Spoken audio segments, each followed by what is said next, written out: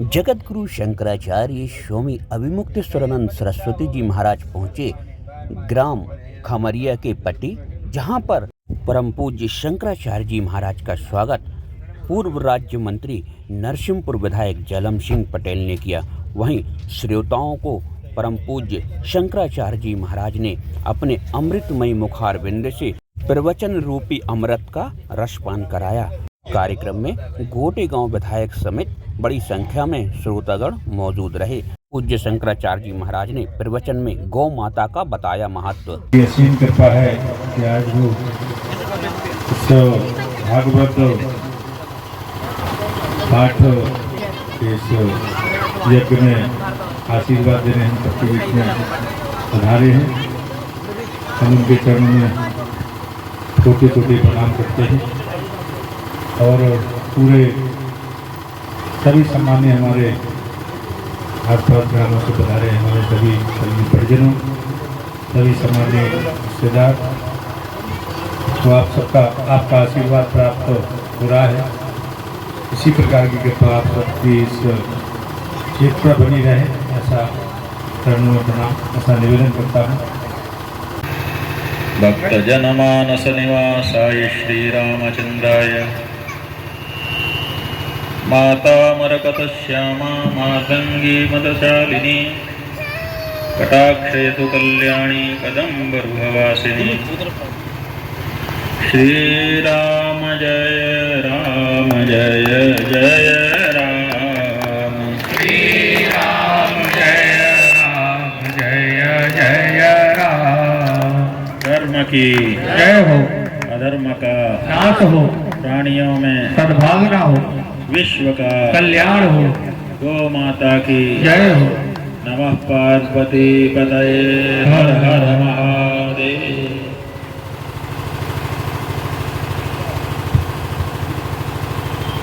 समादरणीय व्यासासन,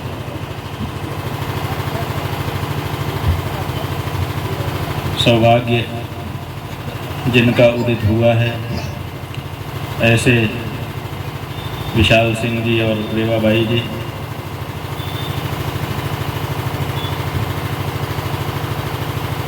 हमारे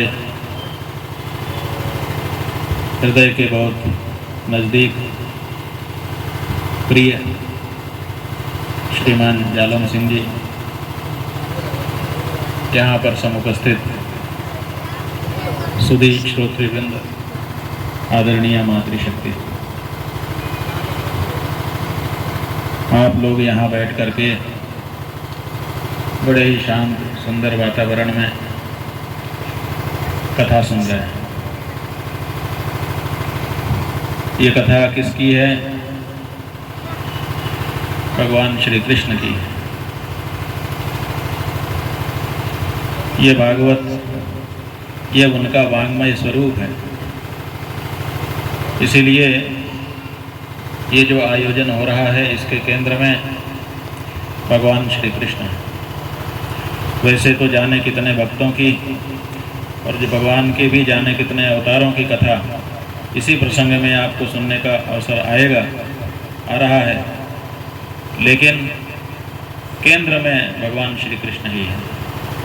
कृष्णातिरिक्त और कुछ दिखाई नहीं देता है श्रीमद् भागवत। ये भगवान श्री कृष्ण कृष्णावतार में क्या करने के लिए आए? वैसे तो ये कहा जाता है कि भूमि पे जब भार बढ़ जाता है तो भगवान उस भार को उतारने के लिए अवतार धारण करते हैं। लेकिन भगवान जब आते हैं प्रयोजन से, तो केवल किसी एक प्रयोजन से नहीं आते हैं। उनके अवतार के अनेक प्रयोजन होते हैं। अलग अलग भक्तों ने अलग अलग भावना भगवान के सामने व्यक्त की हुई होती है, और भगवान का ये नियम है कि जो मेरे सामने आकर के जो भी इच्छा करता है, मैं उसको पूरा करता हूँ। तो कई तरह के लोग हैं और उनकी कई तरह की इच्छा है, वो भगवान के सामने व्यक्त करते हैं, तो भगवान सबको पूरा करते हैं। किसी भक्त ने कहा, महाराज आप सब भक्तों की इच्छा पूरा करते हो, आपकी भी तो कोई इच्छा होगी। कि आपकी कोई इच्छा ही नहीं। भगवान ने कहा नहीं, हमारी भी एक इच्छा है। भगवान की इच्छा क्या है?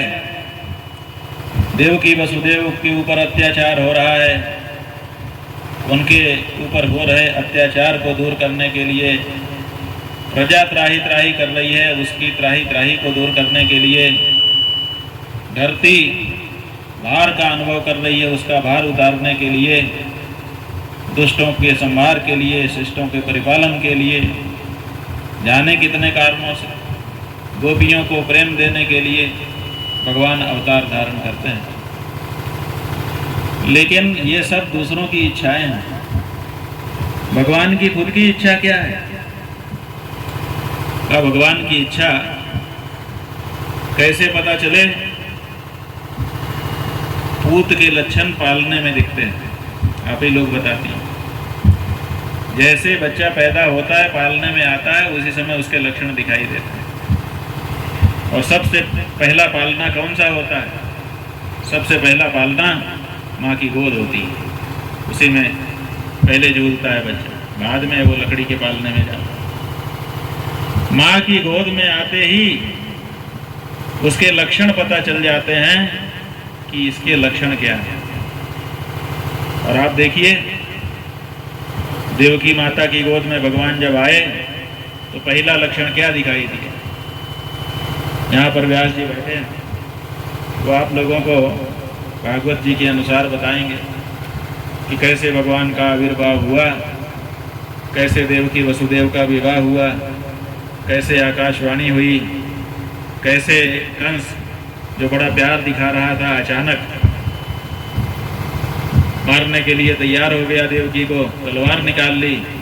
कैसे वसुदेव जी ने हाथ जोड़ करके उससे अनुनय विनय की, और कैसे इस शर्त पर देवकी को उसने छोड़ा कि इसके जितने बच्चे होंगे सब हमको दे दिए जाएंगे और हम उनको मार देंगे। ये सब आप सुनेंगे या सुन चुके होंगे, जो भी हो। उसके बाद भगवान क्रमशः 8वें गर्भ के रूप में पहले वसुदेव जी के हृदय में आते हैं, फिर देवकी के गर्भ में आते हैं। देवता आकर के गर्भ की स्तुति करते हैं, और फिर एक दिन वो आता है जब भगवान प्रकट होते हैं। शंख चक्र गदा पद्म धारण करके भगवान देवकी वसुदेव के सामने आ जाते हैं। अंधेरी का जेल की कोठरी में उजाला फैल जाता है। बताते हैं कि कृष्ण और सुतपा के रूप में आप लोगों ने तपस्या की थी, तब आपको वर दिया था। फिर ऐसे अब आपके पुत्र के रूप में हम आए हैं। अब देवकी क्या कहती हैं? जैसे कौशल्या माता ने कहा, महाराज ये चतुर्भुज रूप में पीताम्बर धारण करके शंख चक्र गदा पद्म लेके आप आएंगे तो ये थोड़े लोग कहेंगे कि इनको बेटा हुआ, लोग कहेंगे इनके तो भगवान हुआ। भगवान हमारे यहाँ हुआ है। ये माँ नहीं चाहती है, माँ तो ये चाहती है कि मैं पुत्रवती कहलाऊं, मेरे पुत्र हुआ है, ये बात आनी चाहिए। आप तो भगवान के रूप में आ गए। भगवान ने शिशु रूप धारण कर लिया, और शिशु रूप धारण करके क्या कहा?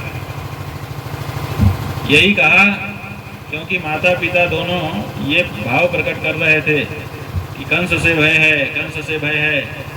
भगवान ने कहा, यदि कंसाद विभीषित्वम तर्हि माम गोकुलम नय। वैसे तो डरने की कोई बात नहीं है, त्रिकुट विलास से सृष्टि लय हो सकता है, हम तो इच्छा कर लें इतने से सब खत्म हो जाएगा। कंस को मारने के लिए किसी प्रयास की हमको आवश्यकता नहीं है, लेकिन अगर आप लोगों को डर लगता है तो आप हमको यहाँ से किसी और जगह भेज दें। कहाँ भेजें? गोकुलम, गोकुल भेज दीजिए। ये जो शिशु रूप धारण करके भगवान ने पहली इच्छा अपनी प्रकट की, इससे क्या पता चला कि उनको गोकुल जाना था। मन में और कुछ नहीं था, भगवान के मन में गाय की सेवा की भावना थी, इसलिए कहा तर्हि माम गोकुलम नय। ये इच्छा क्यों जागी? ये इच्छा इसलिए जागी, इसके लिए अपने को रामचरितमानस रामायण में चलना पड़ेगा। जिसके पहले त्रेता युग में राम के रूप में भगवान का अवतार हो चुका था, उसकी भी कथा आप लोग नवम स्कंद में सुन चुके होंगे या सुनेंगे। वहाँ भी बात यह है, गुरुवर्थे त्यक्तराज्यो विचरतनुमनम पद्मपद्भ्याम प्रियायाः। गुरुवर्थे त्यक्तराज्यः, अपने माता पिता के आदेश पर राज्य छोड़ करके जंगल में भगवान चले गए और बाद में 14 वर्ष वनवास काट करके लौटे।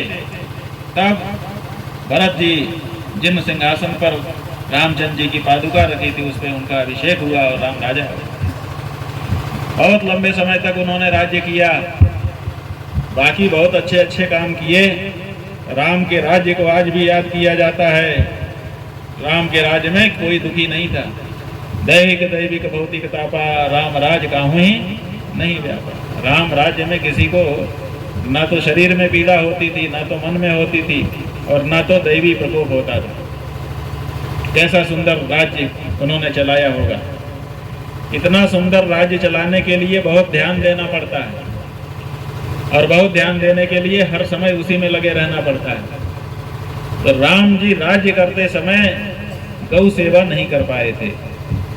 वाल्मीकि रामायण में लिखा हुआ है कि गौदान तो करते थे भगवान श्री राम, समय समय पे गौदान करते। कितनी गाय दान की होंगी भगवान श्री राम ने अपने जीवन में? अगर इसको जानना है तो वाल्मीकि रामायण पढ़िए, वहां पर लिखा हुआ है 10,000 करोड़ गायों का दान राम जी ने अपने जीवन काल में किया था। कितनी? 10,000 करोड़, माने 1 करोड़ को 10,000 बार जब गिनेंगे तब 10,000 करोड़ होता है। उतनी गायों का दान किया था। बहुत बड़े गौदानी थे राम जी।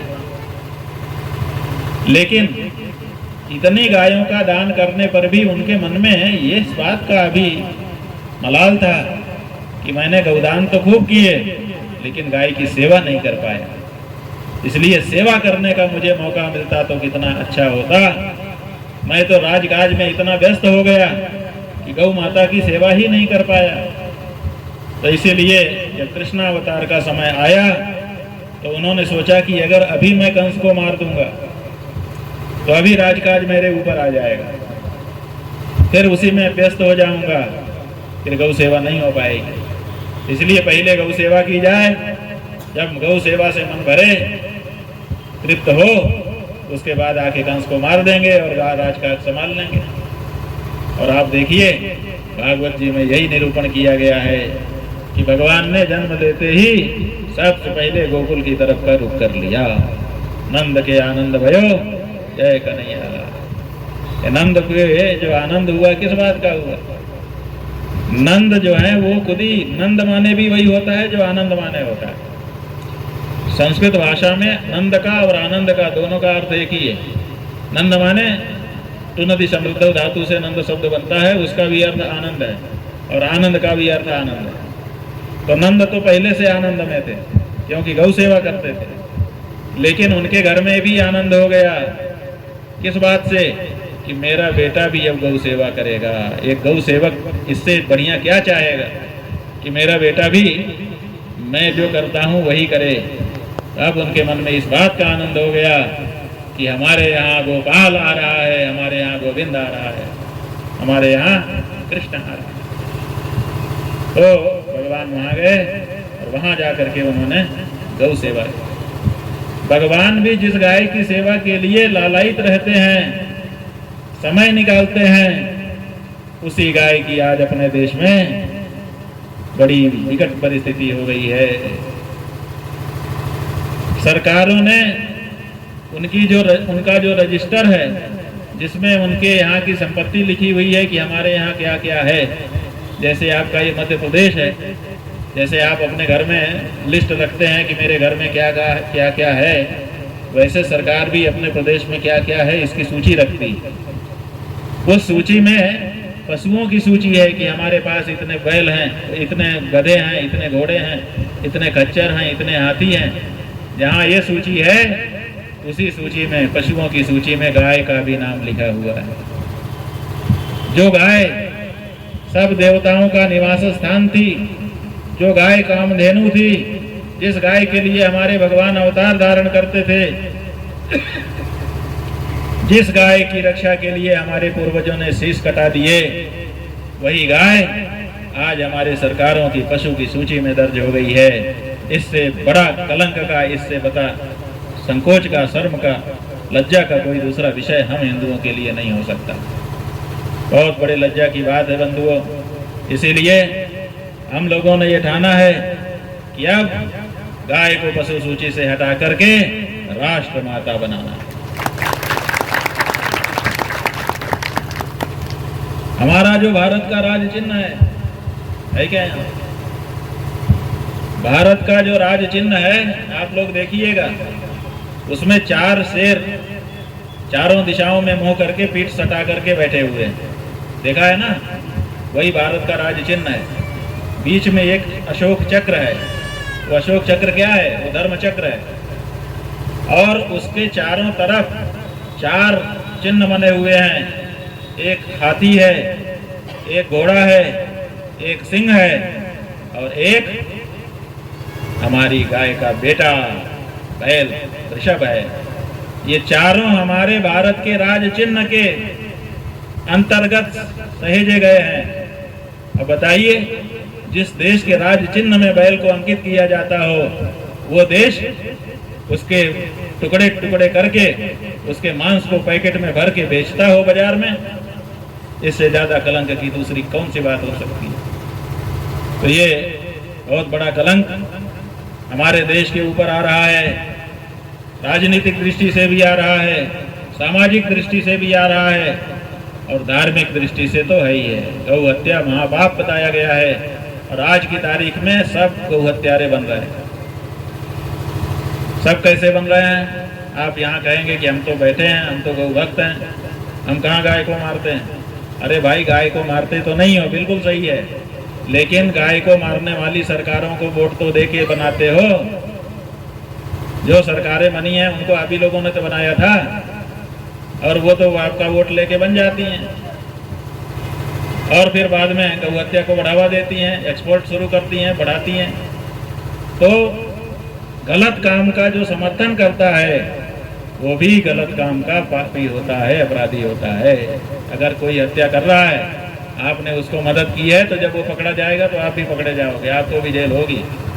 ऐसे ही गौ हत्या के लोग जो दोषी हैं, उनका समर्थन करने वाला भी गौ हत्या का दोषी होगा। तो हमारा ये काम, हमने सोचा कि हिंदू जनता के नाम, करोड़ों करोड़ हिंदू जनता देश में है, सबके माथे पे गौ हत्या का पाप चढ़ रहा है। हमने सोचा कि हम शंकराचार्य के रूप में प्रतिष्ठित हुए हैं, तो हमारा क्या काम होना चाहिए, हम हिंदू जनता को दे क्या सकते हैं। तो हमने सोचा कि हम यही अपने जीवन में दे दें कि इनके माथे से गौ हत्या का पाप हटा दें, तो समझो कि बहुत बड़ा काम हो जाएगा। तो इसीलिए हम प्रयास कर रहे हैं और अभी जो हम रास्ते में रुके हैं आपके पास, तो उसी यात्रा में जा रहे हैं। गौ माता की प्रतिष्ठा के लिए पूरे देश के सभी प्रदेशों की राजधानी में जाकर के गौ प्रतिष्ठा ध्वज की स्थापना करने के लिए हम इस समय निकले हुए हैं।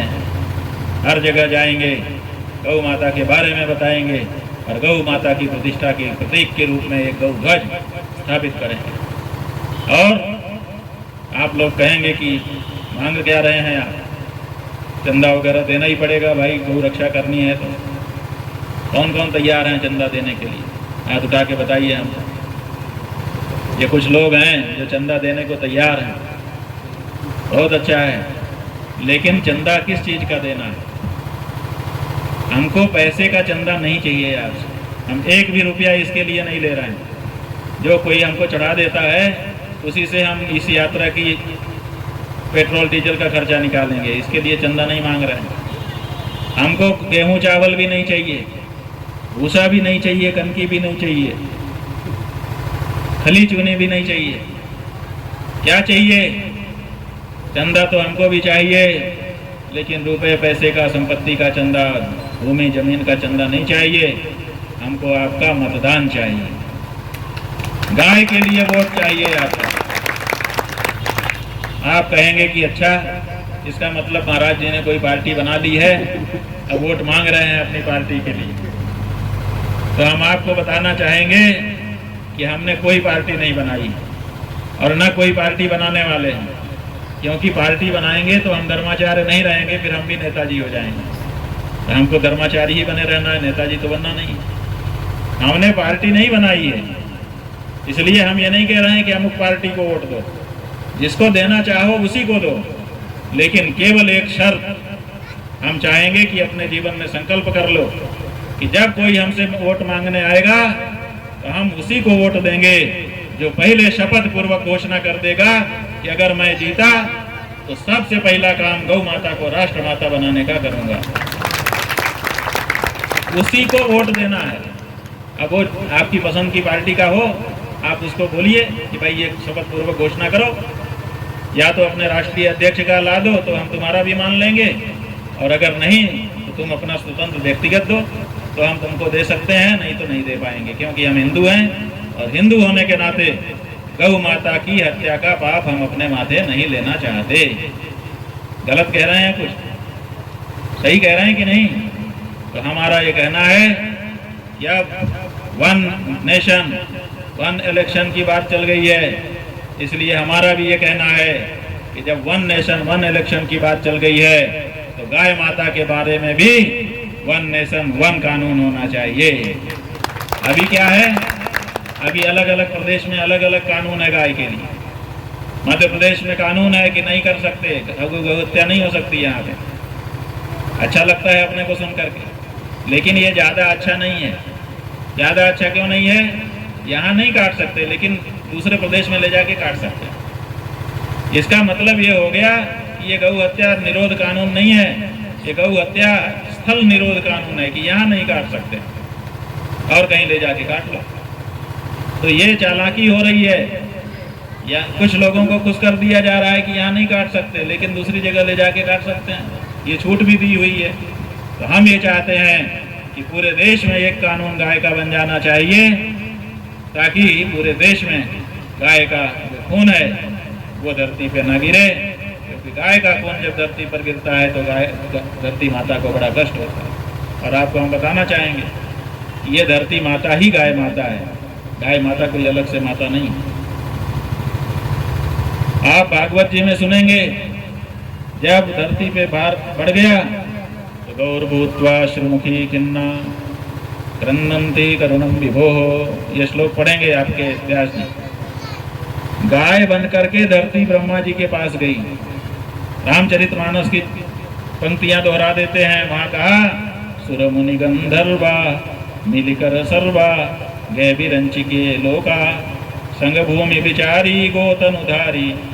है ना, भूमि जो है कौन सा शरीर धारण करके गई थी? ब्रह्मा जी के पास गाय का शरीर धारण करके गई थी और भगवान को बुला करके लेके आई थी। इसलिए जो राम को लाए हैं, अगर उनको लाना है तो राम को लाने वाली गाय है, गाय को लाना पड़ेगा।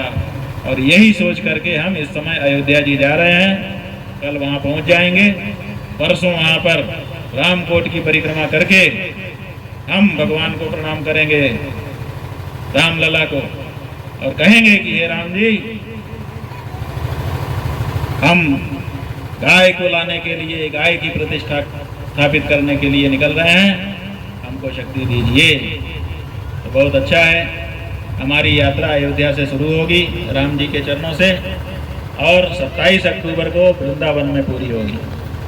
राम जी से शुरू करके कृष्ण जी तक की ये यात्रा भारत के सभी 33 प्रदेशों में जाएगी, वैसे 36 प्रदेशों में जाएगी, और वहाँ पर ध्वजा स्थापित होगी।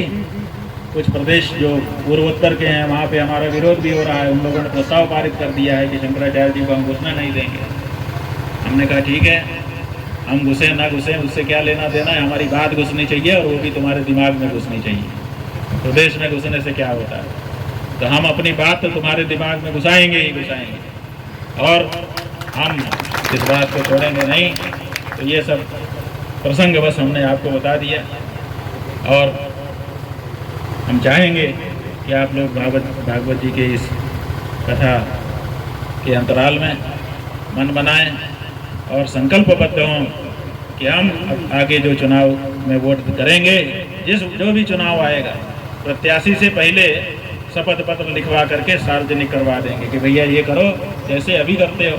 हमारे गांव में सड़क नहीं बनी है, हमारी नाली नहीं ठीक है, हमारे ये नहीं है, हम नहीं करेंगे। ऐसे कहो हमारी गाय माता मारी जा रही है, हम नहीं वोट देंगे, पहले उसके बारे में घोषणा करो तो करेंगे नेताजी। ऐसी क्या बात है, मांग तो करो। जब जनता मांगेगी नहीं तो नेता कहाँ से देगा। इसलिए जैसे पुल मांगते हो, जैसे सड़क मांगते हो, जैसे सामुदायिक भवन और विद्यालय मांगते हो, ऐसे ही गौ माता के प्राण मांगो। नेताजी आपको देंगे, क्यों नहीं देंगे, क्योंकि आपका वोट उनको चाहिए। कोई भी नेता हो, हमारे जालम सिंह जी बैठे हैं, ये बहुत अच्छे नेता हैं, ये बता सकते हैं कि क्या किसी वोट की उपेक्षा की जा सकती है। वोट तो चाहिए ही चाहिए, और वोट इनका कुछ नहीं है। ये कहते हैं भाई हमारा कुछ नहीं है, जनता जो चाहे। अगर जनता कहेगी कि हमें गाय चाहिए, ये नागेश जी आ गए, ये इनको वोट चाहिए।